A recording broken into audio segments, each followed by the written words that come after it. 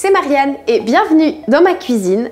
Alors, cette semaine, j'avais envie de vous emmener une semaine dans mon assiette parce que la vidéo une journée dans mon assiette avait a priori pas mal plu et comme j'aime bien tourner ce genre de vidéo et montrer ce que je cuisine, tout ça, c'est des choses que j'aime bien partager. Du coup, je me suis dit que j'allais faire une semaine dans mon assiette, du coup, végétarien, mais il y aura aussi des plats véganes.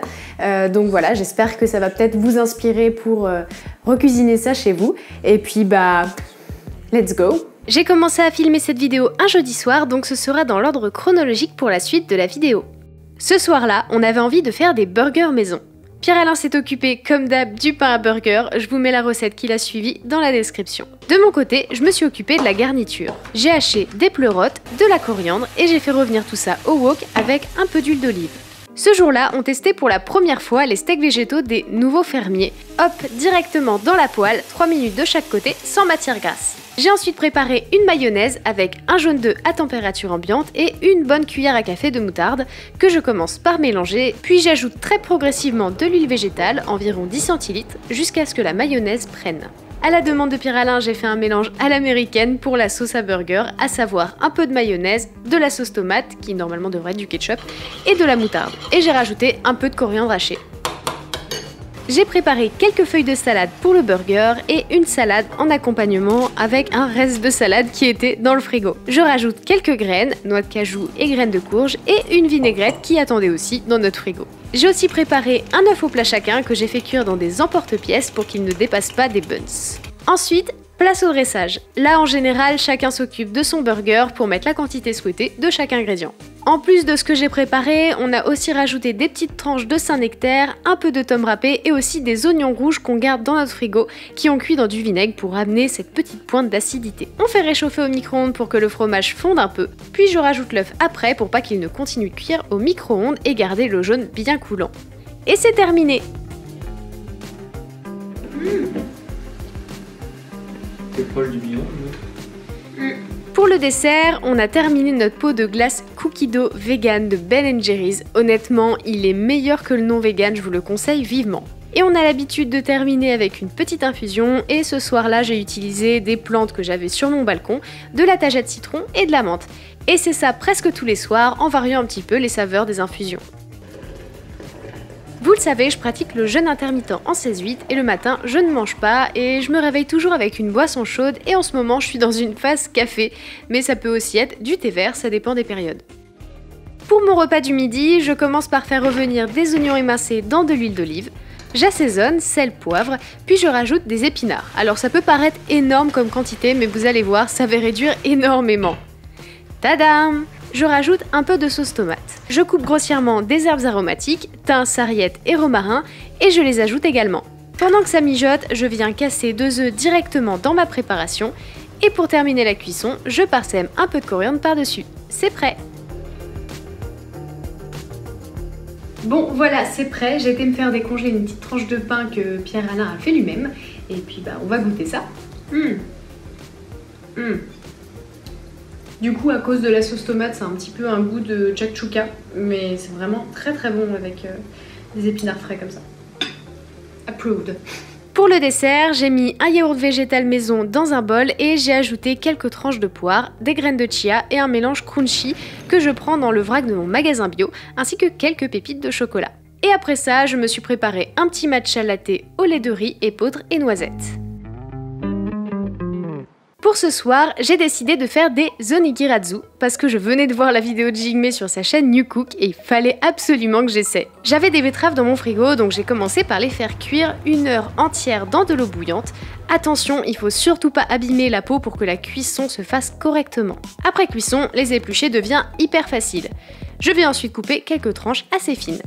Je prépare mon riz rond pour en faire du riz gluant et j'ai fait une petite sauce à base de vinaigre de riz et de mirin pour l'assaisonner que j'ai fait réduire au préalable. Je couvre et je vais m'occuper du reste. Je viens préparer ma base pour okonomiyaki qui normalement se présente roulé, mais là je vais le laisser cuire en crêpes. C'est tout simplement des œufs, de la sauce soja et un peu de sucre. Je vais également faire des fines tranches de carottes crues, hacher de la coriandre et préparer des feuilles de salade. On est maintenant prêt pour le dressage. Sur une feuille de nori, je commence par une couche de riz, puis je rajoute toutes mes préparations comme pour un sandwich. J'ai rajouté une sauce qui me restait dans le frigo, puis je termine encore par du riz. Je ramène les 4 coins au centre et j'essaye de tout fermer pour donner une forme ronde. Vous pouvez vous aider en l'emballant dans un beef wrap par exemple. Ensuite, on vient le couper en deux et on peut aller manger. Oui. Et pour le dessert, même chose qu'à midi. Ce midi, j'avais un atelier Aromazone avec une amie, du coup on a mangé assez rapidement et c'était plutôt pratique puisqu'il restait des onogirazu de la veille. Et pour le dessert, j'ai juste pris un petit carré de chocolat au lait pour terminer quand même par une touche sucrée. Après avoir pris un petit apéro parce que c'est samedi soir, Pierre-Alain nous a préparé des crêpes avec en garniture crème fraîche, sauce tomate, œufs, tomes râpés et un petit mélange champignons, oignons et coriandre.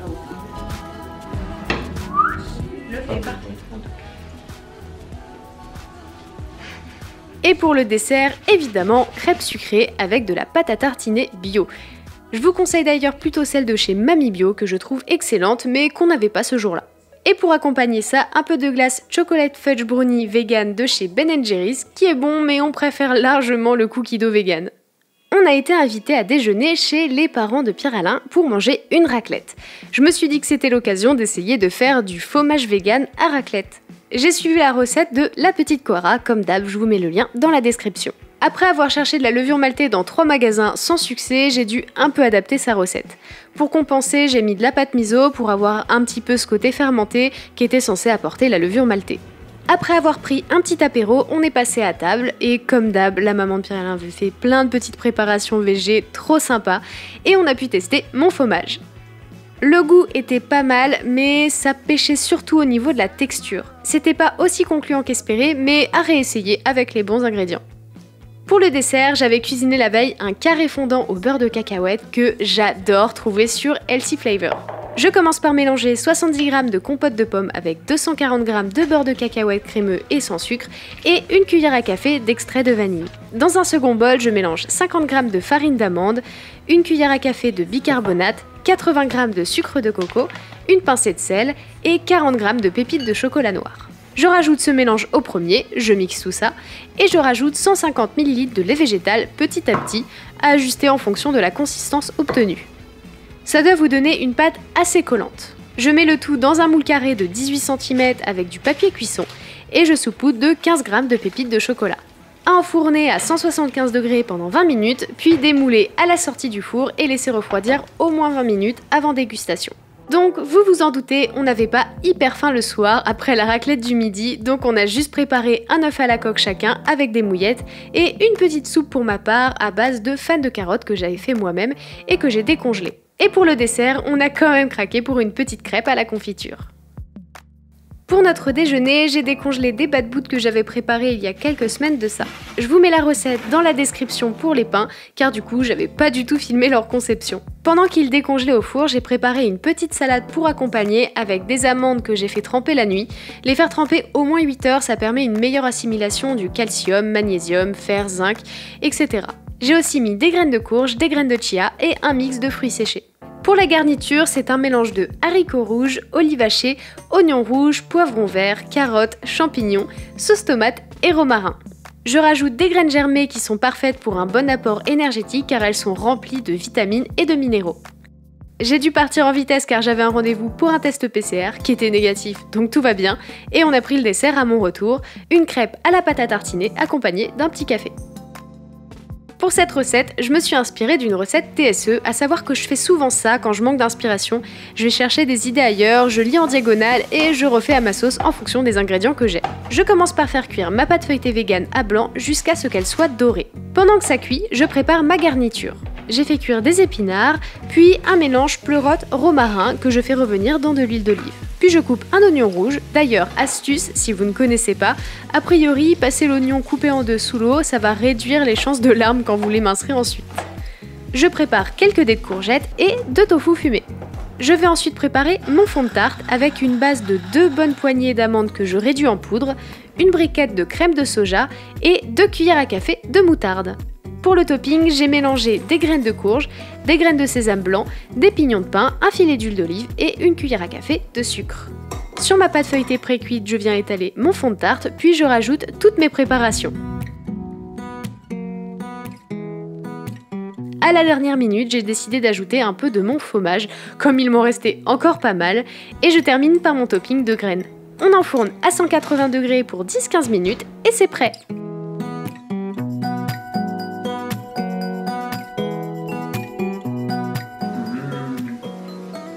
Très moutardé. Et rebelote pour le dessert, il nous restait encore des crêpes, donc on en a fait avec du caramel au beurre salé qu'on avait ramené de Bretagne, accompagné d'un petit peu de glace au chocolat. Ce midi, j'ai terminé les restes, une part de tarte de la veille et la fin du genre de shakshuka que j'avais fait vendredi. Pour le dessert, j'ai terminé la dernière crêpe avec un peu de glace vanille que j'avais fait en suivant aussi une recette de la chaîne YouCook. Bon, le temps que je prenne le plan, la glace avait déjà fondu, mais c'était quand même hyper bon. Pour le soir, j'avais 2 courges spaghetti qui attendaient dans mon placard. Je les ai donc enfournées à 170 degrés entières pendant 30 à 45 minutes, ça dépend de la taille de vos courges. Pendant qu'elles cuisaient, j'ai préparé une genre de carbonara vegan. J'ai émincé des oignons et des champignons que j'ai saisis à feu vif jusqu'à ce qu'ils soient bien dorés. Ensuite, j'ai ajouté de la crème de soja, du poivre et de la sauce soja. J'ai coupé la moitié du tofu fumé qui me restait en forme d'allumette. Puis j'ai ajouté de la coriandre hachée et je mélange et je laisse réduire à feu doux. Maintenant que mes courges sont cuites, je les ouvre en deux, je retire les pépins et je récupère l'intérieur. J'assaisonne avec un filet d'huile d'olive, sel et poivre. Je mets ma courge spaghetti dans une assiette et je rajoute par-dessus mon mélange simili carbonara. Et comme il me restait encore du fromage, j'ai décidé d'en rajouter une cuillerée à la manière d'un jaune d'œuf. J'adore les courges, j'adore les champignons, j'adore le tofu fumé. Donc je pense que ça va être un bon dîner.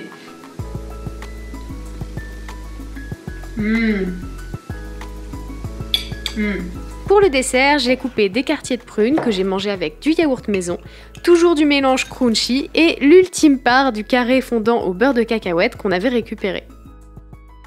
Pour ce midi, j'ai fait des pâtes, car hier soir, j'ai dit ce que je préparais à Pierre-Alain par message et il s'est empressé de rentrer à la maison car il avait juste lu spaghetti et pas courge spaghetti et du coup, il était un peu déçu en arrivant car il adore les pâtes. Du coup, j'ai compensé en lui faisant des petites pâtes fraîches ce midi-là. Je vous avais déjà expliqué comment je fais des pâtes fraîches dans ma vidéo Une journée dans mon assiette, donc je vais aller vite sur cette partie-là. J'ai assaisonné avec des amandes réduites en poudre, de l'ail, un peu d'huile de truffe et du parmesan. Pour ajouter de la couleur, je mets quelques feuilles de basilic et des pignons de pin. Bon appétit!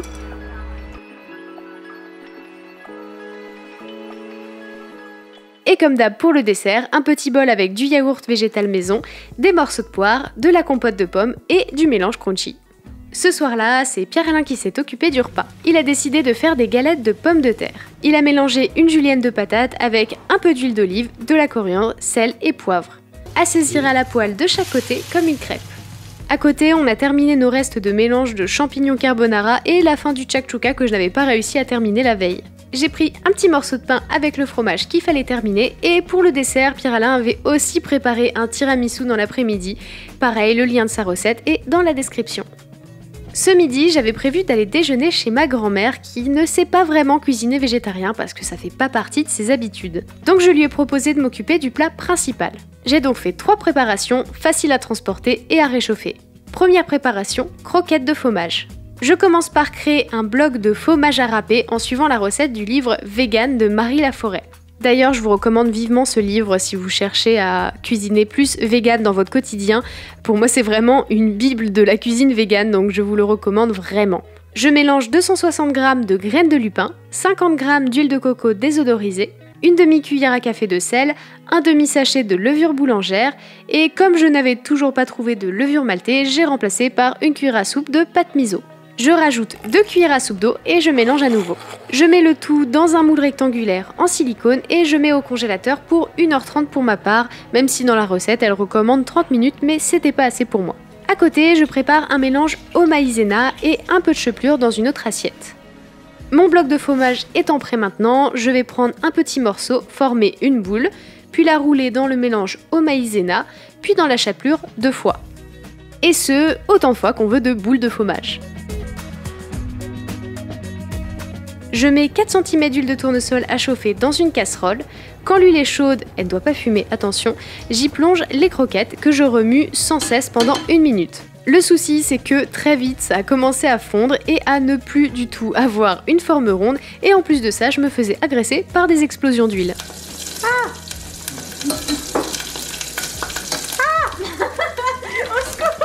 Du coup, j'ai terminé saisie à la poêle pour faire griller un peu la chapelure.